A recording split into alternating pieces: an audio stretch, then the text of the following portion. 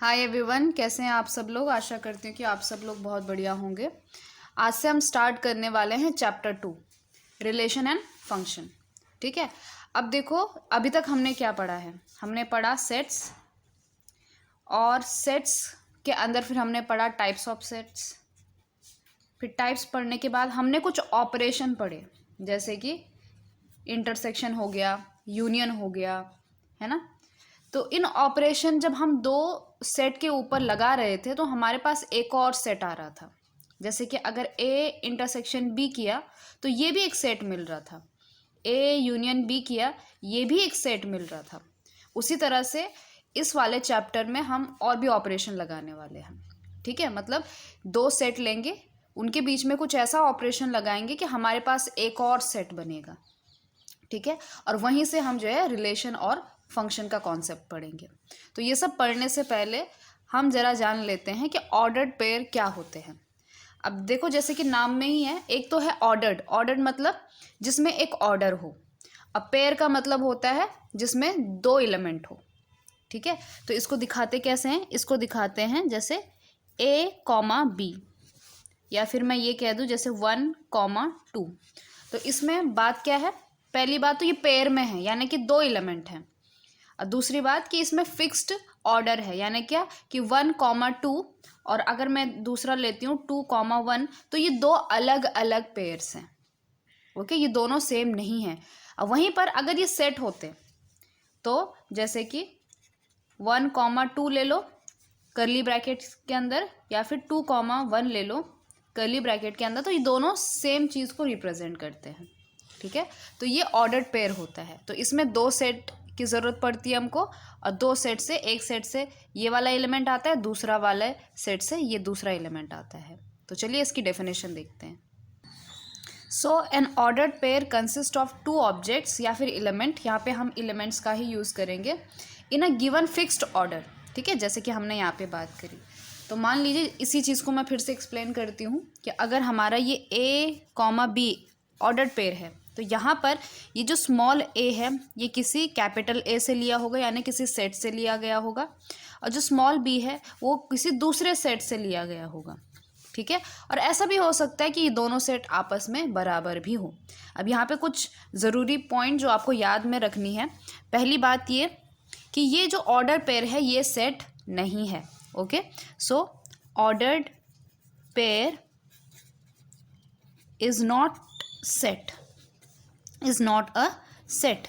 यहाँ पे ये जो ब्रैकेट्स के अंदर आपने ए कॉमा बी लिखा है ये एक सेट नहीं है। तो ऑब्वियसली इसमें क्या होगा, ऑर्डर इम्पॉर्टेंट होगा, ऑर्डर इज इम्पॉर्टेंट। ओके, दूसरी बात ये कि two elements need not be distinct. इसका क्या मतलब हुआ, इसका मतलब ये हुआ कि जैसे सेट के अंदर क्या होता है कि अगर 2 कॉमा 2 लिया तो इसका एक ही मतलब होता है कि ये 2 ही है। ठीक है ना, यानी कि अगर एलिमेंट्स रिपीट हो रहे हैं तो उसको हम एक ही बार लिखते हैं।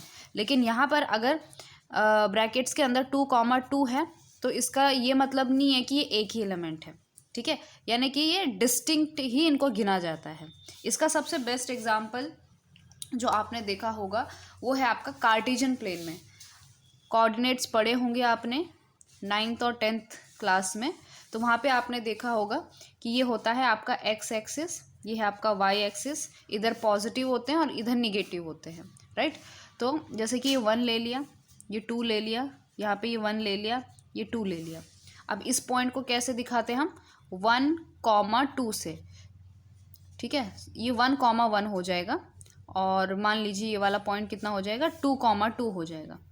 ठीक है, अब ये पॉइंट्स कैसे हैं, इन्हीं को हम ऑर्डर पेयर कहते हैं। जैसे ये है ना ऑर्डर पेयर, तो इन्हीं को हम क्या कह रहे हैं, ऑर्डर पेयर। तो यहाँ पे साफ साफ दिखाई दे रहा है आपको कि अगर मान लीजिए मैं 1 कॉमा 2 लेती हूँ तो ये वाला पॉइंट आएगा, और 2 कॉमा 1 लेती हूँ तो ये वाला पॉइंट आएगा। ठीक है, तो यहाँ पे दिखाई दे रहा है आपको कि 1 कॉमा 2 और 2 कॉमा 1 ये दोनों पेयर कैसे हैं, ये अलग हैं। ठीक है, तो ये आपका ऑर्डर पेयर का कॉन्सेप्ट है। और चौथी बात ये है कि इक्वालिटी ऑफ ऑर्डर पेयर। ठीक है, मतलब यानी क्या कि दो ऑर्डर पेयर इक्वल कब होंगे। तो मान लीजिए अगर आपका A1 कॉमा B1 एक ऑर्डर पेयर है और दूसरा A2 कॉमा B2 ये दूसरा ऑर्डर पेयर है, तो ये दोनों बराबर कब होंगे। This is possible if and only if जब पहला वाला जो एलिमेंट होगा वो बराबर होंगे और दूसरा वाला एलिमेंट वो आपस में बराबर होंगे। यानी क्या कि this is possible if and only if A1 is equal to A2 and B1 is equal to B2। जैसे कि आपका क्या हो जाएगा, कोई भी 1,2 जो है वो 1,2 के बराबर होता है ना। तो यहाँ पे 1 1 के बराबर है, 2 2 के बराबर है। ठीक है, तो ये था अबाउट ऑर्डर पेयर्स। अब बढ़ते हैं दूसरी तरफ, that is Cartesian product. So what is Cartesian product of sets. Okay, तो मान लीजिए A और B दो सेट है, और कैसे सेट हैं, नॉन एम्प्टी सेट्स है। ठीक है, एम्प्टी के लिए क्या कॉन्सेप्ट होगा वो हम बाद में जानेंगे। तो मान लेते हैं अभी A और B दो नॉन एम्प्टी सेट हैं। The set of all ordered pairs A comma B such that कि ये जो A है वो आपका सेट A से बिलोंग कर रहा है, जो B है वो सेट B से बिलोंग कर रहा है, is called Cartesian product of a set A and B and it is denoted by A cross B। अब इस डेफिनेशन में क्या कहा गया है कि क्या है ये, सिर्फ इतना ध्यान में रखिए, set of all ordered pairs A comma B such that कि small a belongs to capital A and small b belongs to capital B। यानी क्या कि अगर मान लीजिए मैं यहाँ पे मुझे दो सेट की रिक्वायरमेंट है। ठीक है, मान लीजिए ये सेट A है और ये सेट B है। ठीक है, अब सेट A में मान लीजिए दो एलिमेंट हैं, जैसे कि A और B, और सेट B में आपके तीन एलिमेंट हैं, मान लीजिए 1 2 3। अब पेयरिंग बनाने के लिए हम कैसे पेयर बना सकते हैं, बस कंडीशन ये है कि आपका जो पहला एलिमेंट है, जैसे ये पेयर है ना A कॉमा B, तो जो पहला एलिमेंट है वो सेट A से होना चाहिए और दूसरा एलिमेंट जो है वो सेट B से होना चाहिए, ये कंडीशन है। ठीक है, तो क्या हो सकता है, हम A और 1 का पेयर बना सकते हैं, यानी क्या कि A कॉमा 1 बन सकता है। फिर जो है हम A को जो है 2 के साथ भी पेयर कर सकते हैं, यानी कि A और 2 का भी पेयर बन सकता है, A और 3 का भी पेयर बन सकता है। ठीक है, फिर हम जो है B की बारी लेते हैं, तो B और 1 का भी पेयर बन सकता है, यानी कि B कॉमा 1 भी आ सकता है। फिर B का आप 2 के साथ भी पेयरिंग कर सकते हो, B कॉमा 2 भी आ सकता है। अब B और 3 का भी क्या बना सकते हो, पेयर बना सकते हो। क्या अब और पॉसिबिलिटी है पेयर बनाने की, तो नहीं है। कंडीशन क्या है कि पहला एलिमेंट कैपिटल A से होना चाहिए, दूसरा एलिमेंट कैपिटल B से होना चाहिए। Okay, so this is capital B set है ना ये। तो इसी चीज़ को हम क्या कहते हैं, Cartesian product of capital A and capital B। इसी को जो है आप A क्रॉस B से डिनोट करते हो, और ये अपने आप में एक सेट है, इसीलिए हम इसको क्या करेंगे, कर्ली ब्रैकेट के अंदर बंद करेंगे। ये इसके क्या है, एलिमेंट्स हैं, तो इनको किससे सेपरेट किया जाएगा, कॉमा से सेपरेट किया जाएगा। तो ये हुआ आपका कार्टेशियन प्रोडक्ट। ओके, तो जैसे मैंने आपको पहले भी कहा था कि हमने चैप्टर 1 में क्या किया था, दो सेट लिए थे, इनके बीच में ऑपरेशन लगाए थे, जैसे इंटरसेक्शन लगाया था, यूनियन लगाया था, तो ये भी एक सेट बन रहा था। वैसे ही A क्रॉस B, इसके बीच में हमने क्या लगा दिया, इसे कहते हैं कार्टेशियन प्रोडक्ट लगा दिया। ठीक है, और इसने भी हमको क्या दे दिया, एक सेट दे दिया। Okay, so A cross B भी क्या है, एक सेट है। और किस चीज़ का सेट है, this is set of all ordered pairs, order pair का सेट है। अगर मैं इस चीज़ को, अब ये तो थियोरेटिकल डेफिनेशन हो गई आपकी, है ना, अगर मैं इस चीज़ को सिम्बॉलिकली यानी कि मैथ्स के रूप में लिखूं, तो इसका क्या मतलब होता है कि आपका A क्रॉस B यानी कि Cartesian product of set A and set B क्या होता है, इसके अंदर आते हैं order pair. So curly bracket के अंदर क्या आएगा, A comma B such that कि आपका जो A है it belongs to capital A and B belongs to capital B। ये सिंपल सी क्या होगी, डेफिनेशन होगी कार्टेशियन प्रोडक्ट की। इसीलिए कार्टेशियन प्रोडक्ट ऑफ सेट्स को समझना बहुत इंपॉर्टेंट है। ठीक है, इसकी डेफिनेशन में कौन कौन सी टर्म्स हैं, ये चीज़ आपको जाननी इंपॉर्टेंट होती है। ओके, अब देखो यहाँ पे तो हमने क्या पूछा, A क्रॉस B पूछा। ठीक है, और अब हम ये भी तो पूछ सकते हैं कि भाई B क्रॉस A क्या आ जाएगा, तो चलिए वो भी निकाल के देखते हैं। और कुछ यहाँ से कंक्लूजन भी निकाल के देखेंगे कि भाई ए क्रॉस बी और बी क्रॉस ए के बीच का कोई रिलेशन है भी कि नहीं है। ठीक है, सो बी सेट ले लिया, ए सेट ले लिया, तो बी सेट के पास क्या थे हमारे पास 1 2 3 1 2 3, और ए सेट के पास क्या थे हमारे पास 2 एलिमेंट यानी कि ए और बी। अब फिर से वही कि बी क्रॉस ए के अंदर क्या आएंगे, सारे ऑर्डर्ड पेयर्स आएंगे, बस शर्त क्या होगी कि पहला एलिमेंट बी से होगा, दूसरा एलिमेंट ए से होगा, इस तरह से पेयर बनाना है। तो 1 को हम पेयर कर सकते हैं ए के साथ, तो पहला हो गया 1 कॉमा ए। 1 को हम पेयर कर सकते हैं बी के साथ, तो दूसरा हो गया 1 कॉमा बी। फिर जो है हम 2 को पेयर कर सकते हैं ए के साथ, सो इट इज़ 2 कॉमा ए। फिर 2 को पेयर किया जा सकता है बी के साथ, सो 2 कॉमा बी। फिर कॉमा 3 को पेयर कर सकते हैं ए के साथ, सो 3 कॉमा ए, और 3 को पेयर कर सकते हैं बी के साथ, सो 3 कॉमा बी।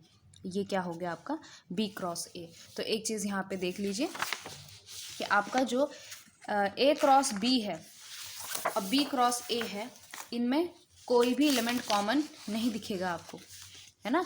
जैसे कि पहला ए कॉमा 1 है और ये 1 कॉमा ए है, और हमने पहले ही ये बात क्लियर कर दी है आपको कि आपका 1 कॉमा 2 और 2 कॉमा 1 जो है वो इक्वल नहीं होते हैं। यहाँ पे पेयर का बहुत ही इम्पॉर्टेंट रोल होता है।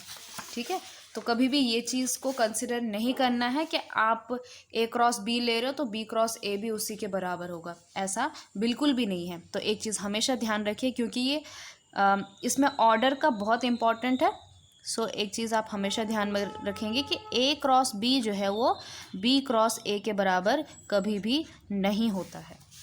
ठीक है, और क्या आप इस एग्जाम्पल से ऑब्जर्व कर सकते हो। पहली ऑब्जर्वेशन तो हमने ये कर दी। ठीक है, दूसरी ऑब्जर्वेशन क्या की होगी आपने कि इसके अंदर कितने एलिमेंट्स बन रहे हैं। देखो ए के पास कितने थे, 2 एलिमेंट थे, बी के पास कितने थे, 1 2 3 एलिमेंट थे, और ए क्रॉस बी के पास कितने आ गए, 1 2 3 4 5 6 आ गए। ठीक है, यानी क्या कि हमने इस 2 को इस 3 से मल्टीप्लाई किया। ओके, तो सिंपल सी बात ये हुआ कि अगर हमारे पास नंबर ऑफ एलिमेंट्स इन ए कुछ भी है, मान लीजिए p है, स्मॉल p ले लिया मैंने। ठीक है, और number of elements in b जो है हमारे पास q है। यहाँ पे p और q ऑब्वियसली नेचुरल नंबर होंगे। ठीक, तो number of elements in a cross b कितने आ जाएंगे, इन दोनों का मल्टीपल आ गया है। ठीक है, जैसे कि यहाँ पे b के पास थे, आपके पास b के पास जो एलिमेंट हैं वो हैं 3, और number of elements in A they are 2, तो number of elements in B cross A कितने हुए, 1 2 3 4 5 6, यानी कि 3 इंटू 2 यानी कि 6। ओके, तो चाहे ए क्रॉस बी ले लो चाहे बी क्रॉस ए ले लो, दोनों के पास क्या होंगे, बी क्रॉस ए के पास क्या होंगे, क्यू इंटू पी, सेम ही आएगा। ओके, लेकिन दोनों सेट सेम नहीं होंगे। इसके अलावा आप क्या कह सकते हो कि देखो ज़रूरी नहीं है कि आप हमेशा ए और बी 2 अलग अलग सेट ही लो। ठीक है, आप कभी इक्वल सेट भी ले सकते हो। तो अगर आपने दोनों सेट सेम ले लिए है ना, तो उस केस में आपका क्या आ जाएगा, ए क्रॉस ए आ जाएगा। ठीक है, तो उस केस में चाहे आप ए क्रॉस ए ले लो या फिर ये वाला ए आगे ले लो, तो उस केस में जो है आपके दोनों सेट बराबर होने वाले हैं। ठीक है, तो ये क्या हो जाएगा आपका ए कॉमा बी सच दैट यहाँ पे स्मॉल ए भी कैपिटल ए से बिलोंग कर रहा है और स्मॉल बी भी कैपिटल बी से कैपिटल ए से बिलोंग कर रहा है। ठीक है, तो ये आप सेम सेट से भी ले सकते हो। दूसरी बात मैं ये कहना चाहूँगी कि ज़रूरी नहीं है कि आप केवल 2 सेट के बीच में लो। हम इस चीज़ को हमने तो स्टार्ट किया 2 पेयर से हमने शुरू किया। ओके, फिर हमने कार्टेशियन प्रोडक्ट ऑफ 2 सेट देखा, हम जो है कार्टेशियन प्रोडक्ट ऑफ 3 सेट भी देख सकते हैं। यानी क्या कि ए क्रॉस बी क्रॉस सी भी हम देख सकते हैं। अब इसके अंदर ऑर्डर पेयर तो नहीं आएगा, क्योंकि पेयर के अंदर तो 2 एलिमेंट आते हैं। इसके अंदर क्या आते हैं, इनके अंदर ट्रिपलेट आते हैं।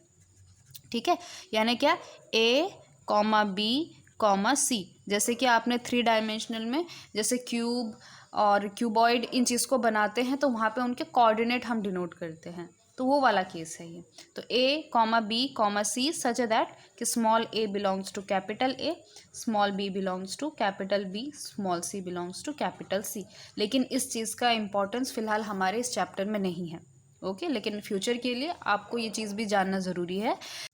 तो इस चीज़ से हमें ये पता चलता है कि ज़रूरी नहीं है कि आप जो कार्टेशियन प्रोडक्ट लो केवल 2 सेट के बीच में लो, ठीक है। वो 3 सेट तक जा सकता है, वो 4 तक जा सकता है, वो 100 तक जा सकता है, 1000 तक, यानी कि जितना भी आप n लो उतने तक आप कार्टेशियन प्रोडक्ट बना सकते हो। यानी क्या कि जैसे A1 cross, A2 cross, A3 cross, ऐसे आप n तक, n यानी क्या जितना भी बड़ा नेचुरल नंबर आप ले सकते हो इतने हम कार्टेशियन प्रोडक्ट निकाल सकते हैं। तो यहाँ पे क्या आ जाते हैं, यहाँ पे आपके n टपलेट आ जाते हैं, n टपल आ जाते हैं, ठीक है, ओके। ऑब्वियसली इनका जो नंबर ऑफ एलिमेंट्स होंगे इनके अंदर वो कितने होंगे, number of elements in A cross B cross C कितना आ जाएगा कि A के पास कितने नंबर ऑफ एलिमेंट्स हैं इनटू B के पास कितने नंबर ऑफ एलिमेंट्स हैं इनटू C के पास कितने नंबर ऑफ एलिमेंट्स हैं, ठीक है। और क्या बात हम कह सकते हैं कि यहाँ पे तो हमने जो A और B सेट लिए वो दोनों फाइनाइट सेट लिए। मान लीजिए इनमें से कोई इनफाइनाइट सेट हो जाए तो, जैसे कि आपका मान लीजिए एक हो गया नेचुरल नंबर, ठीक है, और एक हो गया कोई आपका फाइनाइट सेट। तो A लेती हूँ मैं, मान लीजिए इसके अंदर आ गए आपके एक ही एलिमेंट आ गया, मान लीजिए, बहुत ज़्यादा नहीं लूँगी मैं। और दूसरा हमारा जो सेट हो गया वो नेचुरल नंबर का हो गया, ठीक है। चाहो तो आप इसमें चलो एक और एलिमेंट ले लो, और इसके अंदर नेचुरल नंबर है, यानी क्या 1 2 3 कहाँ तक जा रहे हैं, ये इन्फिनिटी तक जा रहे हैं, ठीक है। तो ऐसे केस में क्या हो जाएगा कि जब आप इन दो सेट का कार्टेशियन प्रोडक्ट लोगे तो क्या हो जाएगा, मतलब क्या कि जैसे अगर मैं A को पेयर करूँगी तो A को पेयर किया जाएगा 1 के साथ, फिर A को पेयर किया जाएगा 2 के साथ, फिर A को पेयर किया जाएगा 3 के साथ, और ऐसा ये चलता रहेगा, ठीक है। कहने का मतलब ये है कि A क्रॉस N जो होने वाला है आपका कार्टेशियन प्रोडक्ट, ये एक इन्फिनाइट सेट होने वाला है, इन्फिनाइट सेट होगा। तो मतलब क्या कि अगर A और B इन दो सेट में से कोई भी एक इन्फिनाइट सेट हो जाए तो उसका कार्टेशियन प्रोडक्ट भी इन्फिनाइट सेट आ जाता है। सो इफ़ आइदर A और B इज़ इन्फिनाइट सेट, यानी कि A और B में से कोई भी अगर एक इन्फिनाइट सेट हो गया, then A cross B is infinite set, तो आपका A क्रॉस B भी क्या हो जाएगा, इन्फिनाइट सेट हो जाएगा, ठीक है। तो ये था आपका थोड़ा बहुत information about ordered pair and Cartesian product of a set. अब चलिए कुछ एग्जाम्पल करते हैं। चलिए एग्जाम्पल नंबर 1 सॉल्व करते हैं। तो इसमें क्या है कि if x + 1 y - 2 is equal to 3 1, ये दो आपके ऑर्डर पेयर हैं, ये दोनों इक्वल है। हमने क्या ढूंढना है, x और y को ढूंढना है, ठीक है। तो हमें ये चीज़ तो पता है कि a1 b1 is equal to a2 b2, this is possible if and only if a1 is equal to a2 and b1 is equal to b2, ठीक है। तो यानी फर्स्ट टर्म को जो है फर्स्ट टर्म के बराबर रखेंगे और सेकेंड टर्म को सेकेंड टर्म के बराबर रखेंगे, यानी क्या कि x + 1 हो जाएगा आपका 3 के इक्वल और y - 2 हो जाएगा आपका 1 के इक्वल। सो जब 1 इधर चला जाएगा तो 3 - 2 हो जाए, 3 - 1 हो जाएगा, यानी कि 2 बचेगा, सो x हो जाएगा 2, और यहाँ पे 2 इधर जाके प्लस हो जाएगा, सो y विल बी 3। तो इस तरह से आप x और y निकाल सकते हैं। अब ये सेकेंड वाला क्वेश्चन सॉल्व करेंगे। इसमें क्या है, आपका p सेट 1 2 है, आपने क्या ढूंढना है, p क्रॉस p ढूंढना है, ठीक है। अब आपको पता है कि इसमें 3 सेट है, मतलब है तो सेम सेट, तो इसमें क्या आएंगे, ट्रिपलेट आएंगे इसमें, है ना। तो आपका p क्रॉस p किसके बराबर आएगा, ट्रिपलेट आएंगे इसमें। तो हम क्या करेंगे, सबसे पहले 1 को सेम रखते हैं, और p क्रॉस p का मतलब है यानी क्या कि 1 2 क्रॉस 1 2 क्रॉस 1 2, ठीक है। तो अब क्या करेंगे, सबसे पहले इस 1 को, इस सेट के इस 1 को सेम रखेंगे, और इस सेट के हम एक बार 1 1 ले लेंगे, एक बार 1 2 ले लेंगे, इस तरह से, है ना। क्या कहने का मतलब कि 1 मैंने सही रख दिया है। अब जो है मैं सेट बी से एक बार 1 लेती हूँ, ठीक है, और सेट सी से भी मैं क्या लूँगी, 1 लूँगी, तो ये मेरा पहला एलिमेंट हो गया। फिर वैसे ही इसको आप सेम रखिए, सेट 2 से मैं इस बार 2 लूँगी, और सेट 3 से मैं 1 ही रखती हूँ। फिर जो है 1 वैसा ही। अब सेट सेकेंड से मैंने जो है 1 ले लिया, 1 1 हो गया, 2 1 हो गया, 1 2 रह गया, ठीक है। यानी कि 1 रखो फिर आप 2 ले लो। फिर जो है आपका 1 कॉमा 2 2 रहेगा, अब 2 2, ठीक। उसी तरह से अब मैं पहला वाला एलिमेंट बदल देती हूँ, सेट 1 में से 2 रखूँगी। अब वही चीज़ पहले हम 1 1 ले लेंगे, फिर 2 कॉमा 2 1 ले लेंगे, फिर 2 कॉमा 1 2 ले लो, फिर 2 कॉमा 2 2 ले लो, ठीक है। तो कितने एलिमेंट आ गए इसके अंदर, 1 2 3 4 5 6 7 8। अब आपको ये भी पता है कि number of element in P cross P कितना होता है, number of elements in P cross number of elements in P cross number of elements in P, ठीक है। यानी क्या 2 इंटू 2 इंटू 2 जो कि कितना आ जाएगा, 8 आ जाता है ना। तो देख लिया आपने इसके अंदर कितने एलिमेंट्स आ गए, 8 आ गए। इस तरह से आपने जो है कार्टेशियन प्रोडक्ट निकालना है। यहाँ पे 3 सेट का था, 2 सेट का हो सकता है, 4 सेट का हो सकता है, कुछ भी पूछ सकते हैं वो, ठीक है। नेक्स्ट क्वेश्चन देखिए, क्वेश्चन नंबर 3 कि if R is the set of real number what R cross R and R cross R cross R represents. Okay, तो सबसे पहले बात करते हैं R क्रॉस R की। अब देखो R क्रॉस R क्या चीज़ है कि इसके अंदर x कॉमा वाई या फिर a कॉमा b भी लिख सकते हो। तो x कॉमा वाई ऐसे ऑर्डर पेयर आते हैं सच दैट कि आपका जो x है वो रियल से बिलोंग करता है और y भी आपका रियल से बिलोंग करता है, ठीक है। तो ये हो गया आपका R क्रॉस R। तो इसके अंदर इस तरह के ऑर्डर पेयर हैं। तो अगर आप इसको समझ पा रहे होंगे तो ये क्या है, ये हम जो कोऑर्डिनेट सिस्टम लेते हैं ना प्लेन में, तो इसमें जैसे कोई भी एक पॉइंट है तो इसको हम x कॉमा वाई से रिप्रेजेंट करते हैं, ठीक है। तो ये 2 डायमेंशनल के कोऑर्डिनेट्स को रिप्रेजेंट करता है। Okay, so what does this represent, this represent coordinates of all the points in 2 dimensional space, ठीक है। सो दिस रिप्रेजेंट, इन्होंने ये कहा था ना कि किस चीज़ को रिप्रेजेंट कर रहा है, so this represent coordinates of all points in 2 dimensional space, जिसे आप क्या कहते हैं, 2D स्पेस कहते हैं इसे, है ना, 2D जिसे आप कहते हैं। तो ये 2 डायमेंशनल का स्पेस है, जैसे कि ये प्लेन पेपर है तो ये भी एक 2 डायमेंशनल का क्या है, स्पेस है। इसमें कोई भी पॉइंट ले लो, कोई भी पॉइंट ले लो, इसको अगर हमें रिप्रेजेंट करना होगा तो हमें किसका यूज़ करना पड़ेगा, XY कोऑर्डिनेट्स का। तो वो किससे रिप्रेजेंट हो रहा है, R क्रॉस R से हो रहा है, ठीक है। तो जब भी R क्रॉस R मतलब 2 डायमेंशनल का स्पेस।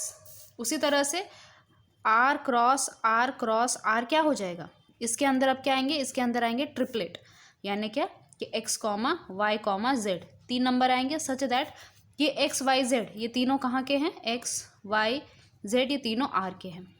अब कई स्टूडेंट के दिमाग में ये क्वेश्चन आता होगा कि भाई x भी R से है, y भी R से है, तो यहाँ पे x ही क्यों नहीं लिख दिया, y ही क्यों नहीं लिख दिया, है ना। ये भी हो सकता है, कईयों के दिमाग में आता है। लेकिन अगर मैं यहाँ पे x ही लिखूंगी तो इसका मतलब ये होगा कि यहाँ पे सेम नंबर हैं वो, ठीक है। तो x मतलब एक नंबर है, y मतलब दूसरा है, ये इक्वल भी हो सकते हैं, बट हमें इनको अलग सिंबल से लिखना ज़रूरी है ताकि ये चीज़ ये बता सके कि हाँ भाई इसके अंदर 1 2 भी आता है, 2 1 भी आता है और 1 1 वाले भी आते हैं, ठीक है ना। इसलिए यहाँ पे हमने x y z 3 सिंबल ले लिया। अब ये जो है ये किस चीज़ को रिप्रेजेंट करेगा, ये 3 डायमेंशन को रिप्रेजेंट करेगा। जैसे कि मान लीजिए मैंने क्यूब बना दिया, ठीक है। अब क्यूब के जो कोऑर्डिनेट्स हैं वो आप इस प्लेन में नहीं देख सकते, इसके लिए हमें क्या चाहिए होगा, इसके लिए हमें 3 डायमेंशनल स्पेस चाहिए होगा, ठीक है। तो चलो जैसे कि ये वाला बना दिया मैंने इस तरह से, तो ये हो गया मान लीजिए आपका x, ये हो गया y, ये हो गया z। तो कोई भी अगर पॉइंट लो, जैसे मान लीजिए ये वाला पॉइंट ले लिया मैंने, ठीक है। तो इसको किस तरह से रिप्रेजेंट किया जाएगा कि इसका x कोऑर्डिनेट क्या है, y कोऑर्डिनेट क्या है और z कोऑर्डिनेट क्या है। तो R क्रॉस R किस चीज़ को रिप्रेजेंट कर रहा है, this represent coordinates of all points, यही चीज़ लिखनी है, coordinates of all points but in 3D space, 3 dimensional space, okay, I hope आप इस चीज़ को समझ गए होंगे कि आर क्रॉस आर जो कि हम नॉर्मली कार्टेशियन प्रोडक्ट समझ रहे हैं वो कैसा है, वो 2D स्पेस को रिप्रेजेंट करता है। आर क्रॉस आर जिसे भी हम कार्टेशियन प्रोडक्ट समझ रहे हैं वो भी एक 3 डायमेंशनल स्पेस को रिप्रेजेंट कर रहा है। चलिए क्वेश्चन नंबर 4 देखेंगे और यहाँ से हम जो है एक प्रॉपर्टी के बारे में भी समझेंगे। क्वेश्चन नंबर 4 है आपका कि ए सेट है आपका 1 2 3, बी है 3 4, सी है 4 5 6। ठीक है, अब ये बोल रहा है कि आपने ये 4 चीज़ें निकालनी है। तो सबसे पहला है A cross B intersection C. Okay, तो पहला वाला निकाल देते हैं। तो सबसे पहले मुझे क्या चाहिए, बी इंटरसेक्शन सी चाहिए। तो बी इंटरसेक्शन सी, तो बी के पास है 3 4 और सी के पास है 4 5 6। तो दोनों के पास कॉमन क्या है, 4 है, तो इसके पास आ जाएगा 4। ओके, अब आपने क्या करना है, ए क्रॉस बी इंटरसेक्शन सी लेना है, यानी कि इस ए का और इस बी इंटरसेक्शन सी का क्रॉस प्रोडक्ट लेना है। अब ये चीज़ अब आपको आती है कि क्रॉस प्रोडक्ट किस तरह से लिया जाता है। तो पहला एलिमेंट किसका होगा, ए का होगा और दूसरा एलिमेंट बी का होगा। बहुत अच्छी बात है कि बी के पास एक ही एलिमेंट है। ठीक है, तो पहला कौन सा बनेगा, 1 4, एक कोऑर्डिनेट पेयर ये हो जाएगा। फिर जो है 1 1 4 हो गया, फिर 2 4 हो जाएगा, 2 4, फिर हो जाएगा आपका 3 4, बस इतना ही होगा। ठीक है, 3 इंटू 1 कितने आ गए, 3 आ गए। तो इसके अंदर कितने एलिमेंट्स आएंगे, 3 एलिमेंट आएंगे। ठीक है, सिंपल सी बात है। सेकेंड वाला देखिए, सेकेंड वाला कह रहा है कि A cross B intersection A cross C. तो सबसे पहले मुझे ए क्रॉस बी निकालना होगा। ठीक है, अब ए क्रॉस बी, इसके अंदर है 3 एलिमेंट, इसके अंदर है 2 एलिमेंट, यानी कि टोटल कितने एलिमेंट बनने वाले हैं, 6 एलिमेंट बनने वाले हैं। तो चलिए ए क्रॉस बी निकालते हैं। तो पहला क्या बनेगा, 1 3, फिर 1 4, अब 2 की बारी, 2 3, फिर 2 4, फिर 3 3 और 3 4, 3 3 3 4, ये हो गया आपका ए क्रॉस बी। अब ए क्रॉस सी, ए क्रॉस सी क्या है आपका, 1 अब इसके अंदर 9 एलिमेंट आएंगे, है ना। तो ये आएगा 1 4, फिर 1 5, 1 6, फिर 2 4, 2 5, 2 6, फिर आएगा 3 4, 3 के बारे, 3 4, 3 5, 3 6, 3 5, 3 6। ओके, अब इन दोनों का इंटरसेक्शन देखिए कि दोनों के इंटरसेक्शन में कौन कौन सी चीज़ें कॉमन है। Okay, so A cross B intersection A cross C which is equal to, अब देखते हैं क्या चीज़ें हैं सेम। 1 3 तो नहीं है, 1 4 है, लिख लेते हैं 1 4। फिर जो है 2 3 नहीं है क्योंकि इसके पास 3 है ही नहीं। फिर है 2 4, तो यहाँ पे भी है, यहाँ पे भी है। ओके, 2 4, उसके बाद 3 3 है, नहीं है, 3 है ही नहीं इसके पास। फिर 3 4, 3 4, तो इसके पास कितने एलिमेंट आ गए, 3 एलिमेंट आ गए। ओके, ये भी निकाल दिया हमने। फिर निकालते हैं ये वाला, क्या है ये, A cross B union C. तो उसके लिए मुझे सबसे पहले क्या चाहिए, बी यूनियन सी चाहिए। अब देखिए बी यूनियन सी कितना आ जाएगा, 3 अब ये 4 एक ही बार लिखूंगी मैं, 4 5 6। ठीक है, और ए क्या है आपका 1 2 3। अब देखो इसके पास है 3 एलिमेंट, इसके पास है 4 एलिमेंट, यानी कि कितने हो जाएंगे ये, 3 चौको 12 एलिमेंट हो जाएंगे। ठीक है, सो A cross B union C किसके बराबर आ जाएगा, अब देखिए 1 3, 1 4, 1 5, 1 6, 1 की ख़त्म हो गई बारी। फिर 2 3, 2 4, 2 5, 2 6। अब किसकी बारी, 3 3, 3 4, 3 5, 3 6 हो गई। कितने हो गई, 3 चौको 12। ठीक है, तो 12 एलिमेंट हो गए इसके। ठीक, अब ये वाला निकालते हैं, फोर्थ वाला। फोर्थ में क्या कह रहा है कि सबसे पहले ए क्रॉस बी, क्या हमने ए क्रॉस बी निकाला है, यहाँ पे ऑलरेडी निकाला है।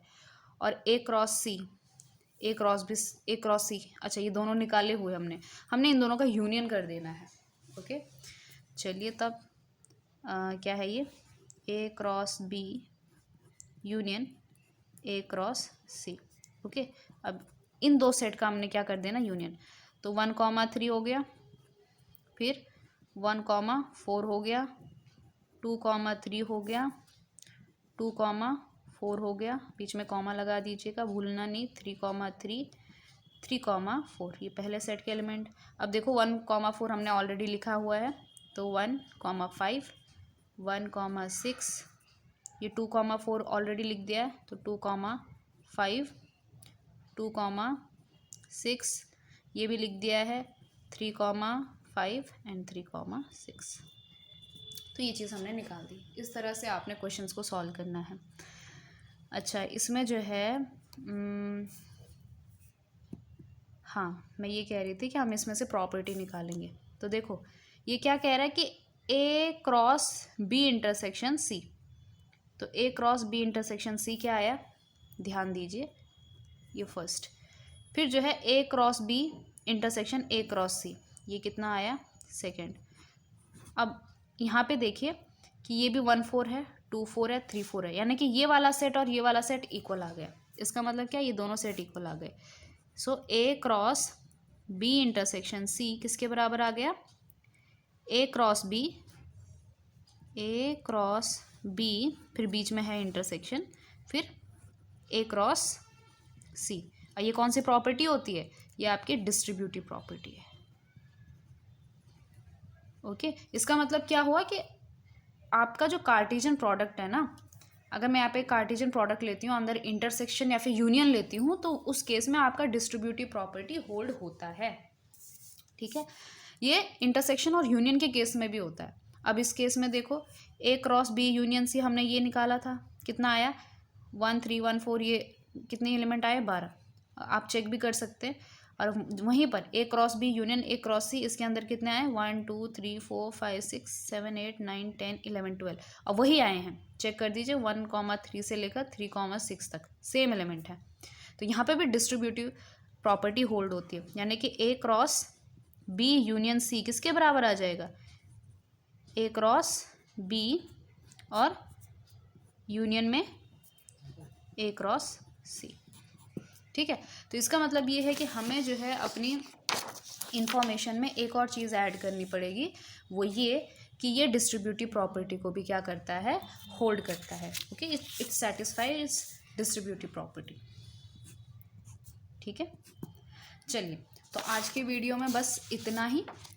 नेक्स्ट वीडियो में हम सॉल्व करेंगे आपकी एक्सरसाइज 2.1। ओके सो ये था ऑर्डर्ड पेयर्स क्या होते हैं, Cartesian product of a set क्या होता है, हमने डिस्ट्रीब्यूटिव प्रॉपर्टी भी देख ली है। ठीक है, छोटी छोटी बेसिक चीज़ें हैं जिसकी वजह से आप जो है एडवांस चीज़ें समझ सकते हो। अगर आपका बेस क्लियर नहीं है, कॉन्सेप्ट क्लियर नहीं है, तो मैथ्स में ऐसा बिल्कुल भी नहीं हो सकता कि आप चैप्टर 1 स्किप कर दो फिर चैप्टर 2 पे चले जाओ और आपको समझ में आ जाएगा, बिल्कुल भी ऐसा नहीं है। इसीलिए अपना बेसिक क्लियर कीजिए। ठीक है, so see you in the next video.